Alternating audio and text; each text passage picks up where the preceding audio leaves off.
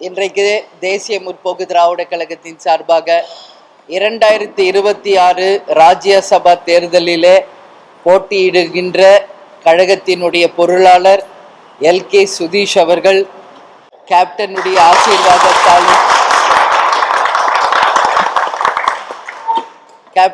ஆசீர்வாதத்தாலும் மக்களுடைய ஆதரவோடும் தேசிய முற்போக்கு திராவிட கழகத்தின் அனைவருடைய சப்போர்ட்டோடையும் இன்னைக்கு வேட்புமனு தாக்கல் பண்ணியிருக்காரு.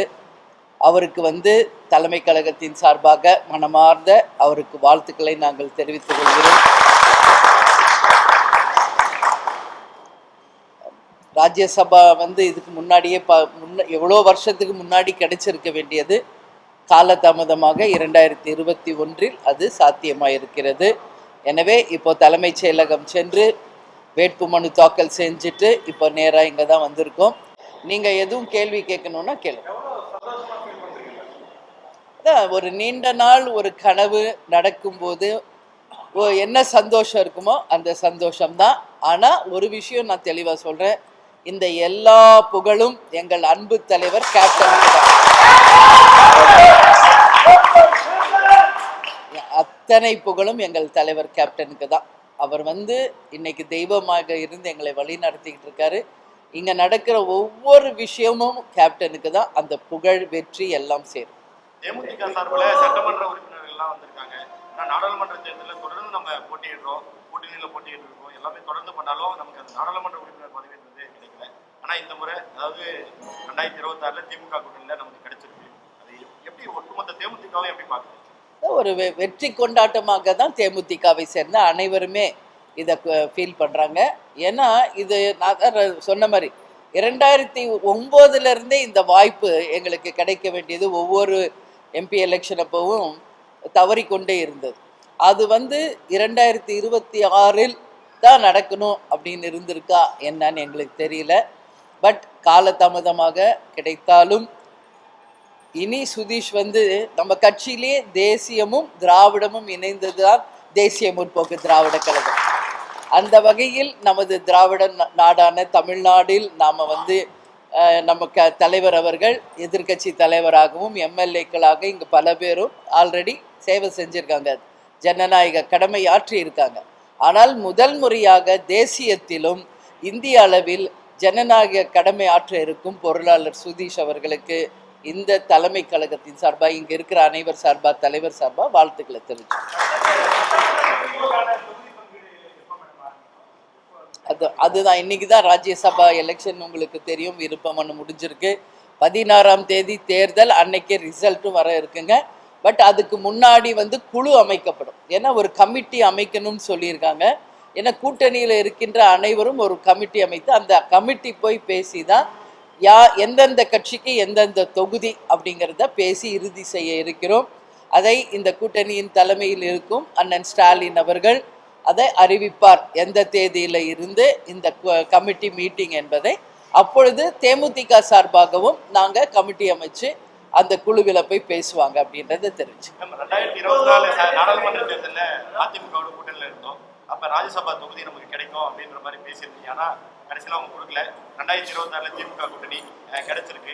அதிமுகவுக்கும் திமுகவுக்கும் என்ன வித்தியாசத்தை பார்க்குறீங்க? இந்த டைம்ல என்ன சொல்ல விரும்புறீங்க? இல்லை, சொல்றதுக்கு ஒன்றும் இல்லை. அவர் 2024 கொடுத்துருக்க வேண்டியது, அது அப்போ நடக்கலை. அதுதான் சொன்னேன், கொஞ்சம் காலதாமதமாக நடந்தாலும் இந்த 2026 இந்த வெற்றி எங்கள் கழகத்தை சேர்ந்தவர்களுக்கும் தலைவருக்கும் தான் சேரும் அப்படின்றதான் என்னோட கருத்து. அது அண்ணன் எடப்பாடியார்கிட்ட தான் நீங்கள் கேட்கணும். என்கிட்ட கேட்டால் நான் ஒன்றும் சொல்ல முடியாது, அவர்கிட்ட இந்த கேள்வி.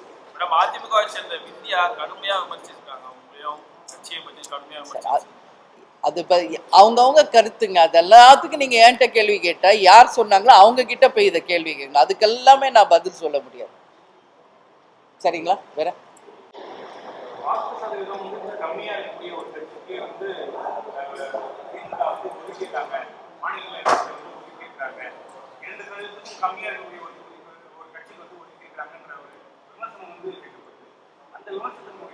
யார் வைக்கிறா அந்த விமர்சனம்? பொதுவான விமர்சனங்களுக்கு நான் பதில் சொல்றது கிடையாது. தேசிய முற்போக்கு திராவிட கழகம் என்பது எப்படியாப்பட்ட கட்சி, யாருடைய தலைமையில் ஆரம்பிக்கப்பட்ட கட்சி, இன்னைக்கு தமிழ்நாடு முழுக்க இந்த கட்சி எப்படி இருக்கிறது என்பதை அத்தனை மக்களும் அறிவார்கள். பொதுவாக சொல்கின்ற விமர்சனங்கள் தேமுதிக மீது காழ்ப்புணர்ச்சியும் பிடிக்காதவங்க சொல்ற விமர்சனங்கள், அதுக்கெல்லாம் நான் பதில் சொல்லிக்கிட்டே இருக்கணுன்ற அவசியம் தேமுதிகவுக்கும் கிடையாது, எங்களுக்கும் கிடையாது.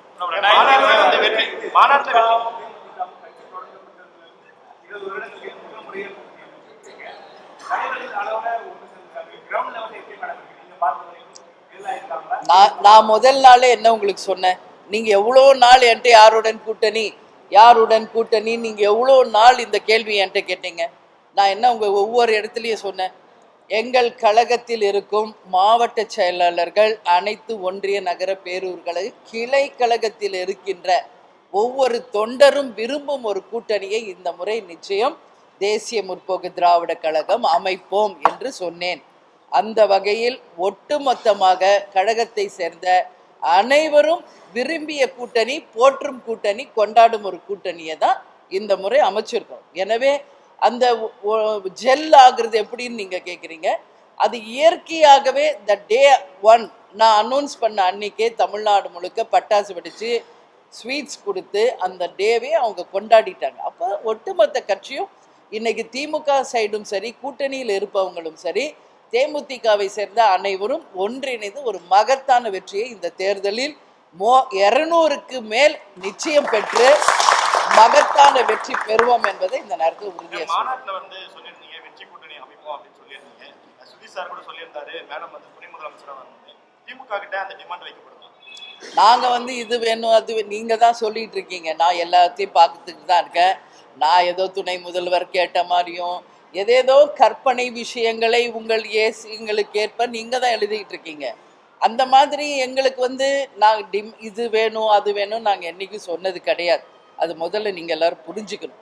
நீங்களா அந்த மாதிரி ஒரு பொய் செய்தியை போடுறீங்க, நீங்களா ஒரு தகவலை பரப்பிக்கிட்டு இருக்கீங்க.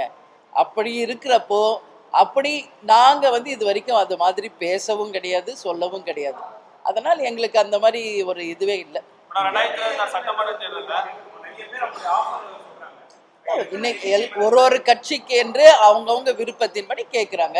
ஏன் நேற்று வரைக்கும் காங்கிரஸ் டிமாண்ட் வச்சு நேற்று வரைக்கும் அவங்க கேட்ட தொகுதிகளை பெற்றாங்க இல்லையா? அது மாதிரி எல்லா கட்சிக்கும் அவங்கவுங்களுக்கு ஒரு உரிமை இருக்கு. அந்த வகையில் தேமுதிகவுக்கு எவ்வளோ கிடைக்கணும்ன்றது நாங்களும் எங்கள் உரிமையை கேட்டிருக்கோம். நிச்சயமாக அது அமையும்.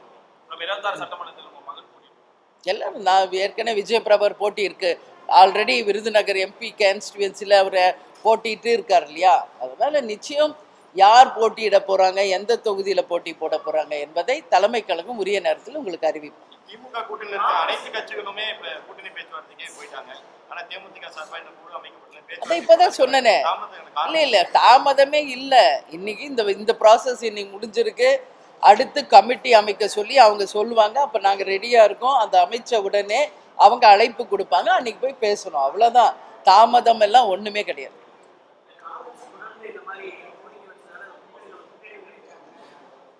அப்படி ஒன்றும் இல்லையா?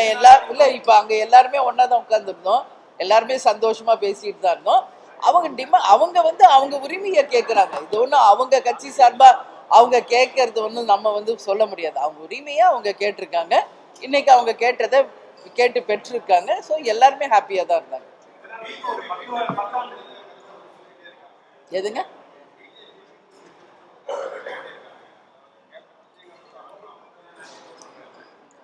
கேப்டன் ஆன்மாவா? கேப்டன் ஆன்மா எது தெரியுமா? அவருடைய கடை கோடியில் இருக்கிற தொண்டர் தான் கேப்டன் ஆன்மா. அதனால தேமுதிகவுக்கு சம்பந்தமே இல்லாதவங்க கேப்டன் ஆன்மாவை பத்தி பேசிக்கிட்டு இருக்காங்க. இங்க இருக்கவங்களை எங்களை சுத்தி இவங்க தான் கேப்டனுடைய ஆன்மா, சரிங்களா? அதனால அதுக்கு உரியவங்க நாங்களே அமைதியா இருக்கோம். அதுக்கு சம்பந்தமே இல்லாத யாரோ கேப்டன் ஆன்மாவை பத்தி பேசிக்கிட்டு இருக்காங்க. அதனால நகைப்புக்குரிய விஷயமா தான் அதை நான் பார்க்குறேன். தலைவருடைய ஆன்மா எங்க இருக்குன்றது எங்களுக்கு தெரியும். அவரை விரும்பிய அவருடைய கடைக்கோடி நிர்வாகி தொண்டர் தான் அவருடைய ஆன்மா. அதனால அது தெரியாம பேசுறவங்களுக்கு என்னுடைய பதில் இதுதான்.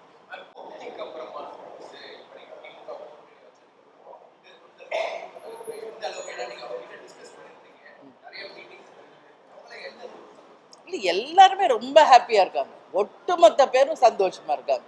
இதில் இவங்க தான் அவங்க தானே கிடையாதுங்க. தலைமை கழக நிர்வாகிகளிலிருந்து கடைகோடி தொண்டர் வரைக்கும் எங்களுடைய எக்ஸ் எம்எல்ஏக்களிருந்து அத்தனை பேரும் மகத்தான ஒரு கூட்டணியை அமைச்சிருக்கீங்க. எங்களுக்கு மிக மிக சந்தோஷம்தான். அத்தனை பேருமே இங்கே சொல்லிக்கிட்டு இருக்காங்க. சரிங்களா?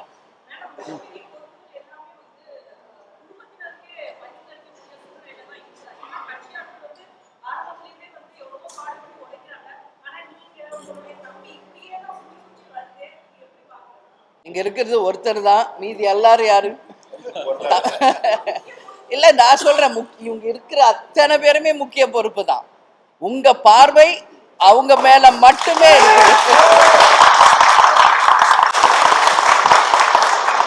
அது பார்ப்பவர்களின் கண்ணோட்டத்தை பொறுத்தது. இன்னைக்கு தேமுதிக லட்சக்கணக்கான பேர் உறுப்பினர்களா இருக்காங்க.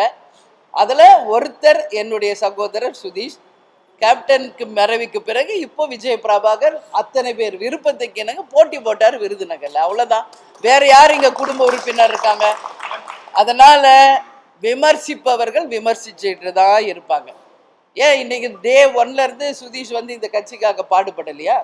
இந்த கட்சிக்காக அவர் உழைக்கலையா? அதனால வந்து எதையாவது ஒண்ணு குடும்ப உறுப்பினர் அதை தவிர வேற என்ன சொல்ல முடியும்?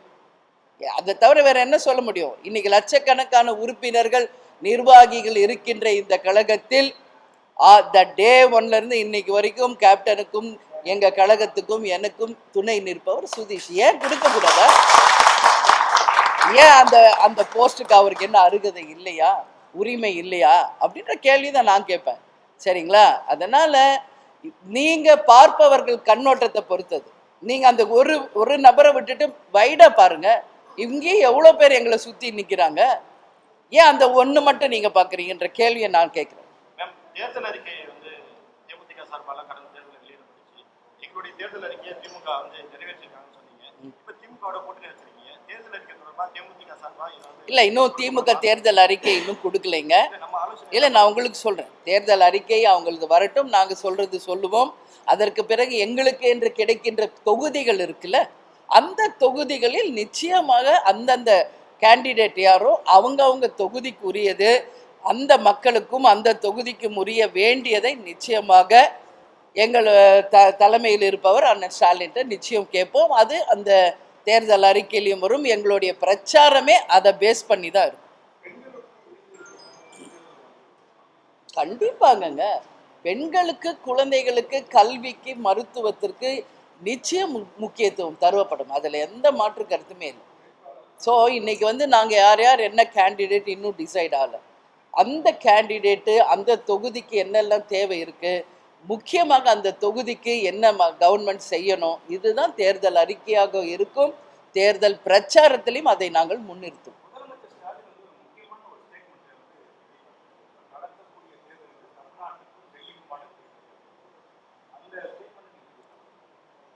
அதுதானே வந்து, ஏன்னா இது வந்து என்டிஏ வெர்சஸ் இந்தியா கூட்டணி அப்படின்னு நம்ம இருந்தாலும் இன்னைக்கு வந்து காங்கிரஸ் கட்சியிலேயே இருப்பவங்க என்ன சொல்றாங்க, திமுகவிலான தலைமைன்னு தான் காங்கிரஸ் கட்சியில் இருக்கிறவங்களே சொல்றாங்க. அதனால தான் அவர் என்ன சொல்றாரு, தமிழ்நாட்டுக்கும் இது டெல்லிக்குமான தேர்தல் அப்படின்னு அவர் சொல்றாரு. சரிங்களா? வேறுங்க? Okay, thank you. நன்றி நன்றி நன்றி அனைவருக்கும் நன்றி.